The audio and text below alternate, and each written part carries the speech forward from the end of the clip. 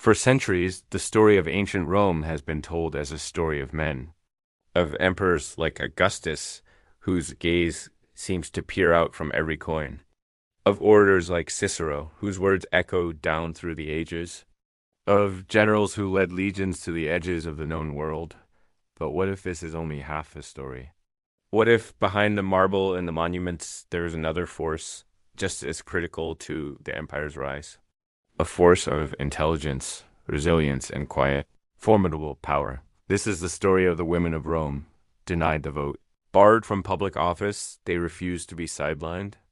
They became the strategic CEOs of massive households, the savvy owners of vast commercial enterprises, and the trusted advisors to the most powerful men in history.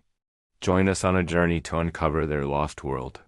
From the political snake pit of the imperial palace to the bustling brick factories that built the city, we will meet the matriarchs, the entrepreneurs, and the empresses who were the true, untold dynasty of Rome.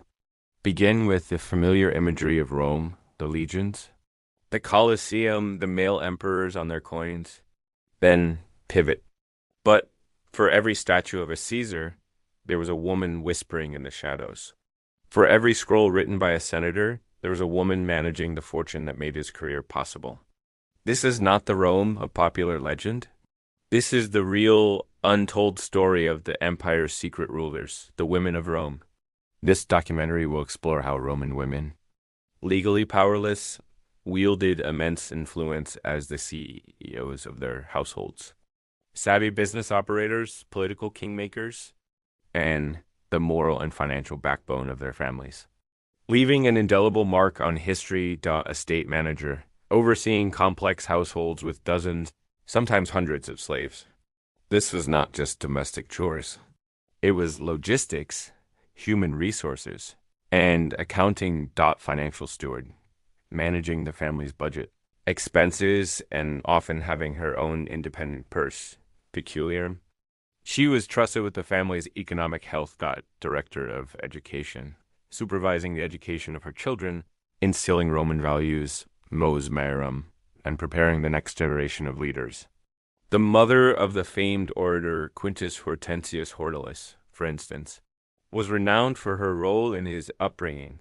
While law often required a male guardian, tutor, in practice, women were deeply involved in the economy.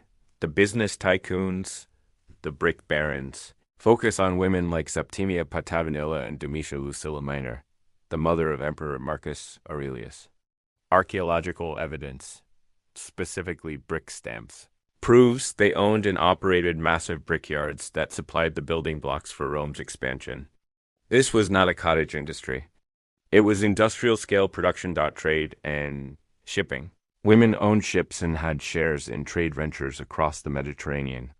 Inscriptions from port cities like Ostia testify to women like Amelia Quadratilla, who funded public games and a temple.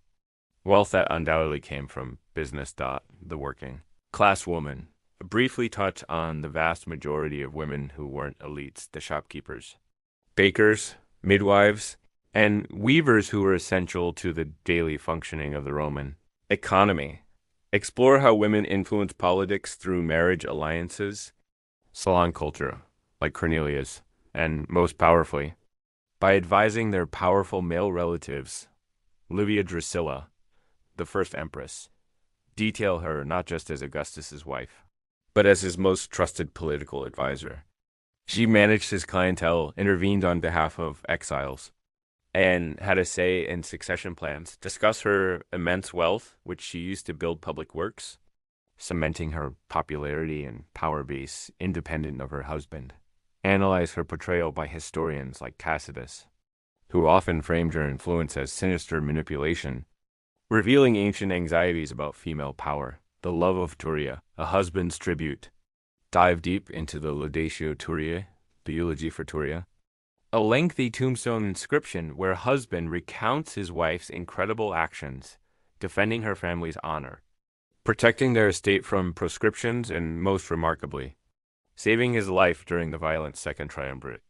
It's a raw, personal testament to a partnership of equals, a sister's plea, the papyrus letter. Quote from a real letter found in Egypt, then part of the Roman Empire, where a woman writes to her brother, expressing her loneliness and begging him to visit. I am so terribly alone. I beg you, if you have any affection for me, come to me. This shatters the stone-faced statue image and reveals universal human emotions, the law of the Father. Briefly explain the legal framework, pater familias, that constrain them, making their achievements within this system all the more remarkable. Revisit the key themes: the matron, the entrepreneur, the political influencer, the individual woman. Emphasize that their power was real, even if it was exercised differently from men's. So the next time you see a bust of a stern-faced emperor, remember the woman who may have advised him, the mother who raised him, or the wife who managed the fortune that funded his wars. The heart of Rome beat not just in the Senate, but in the home,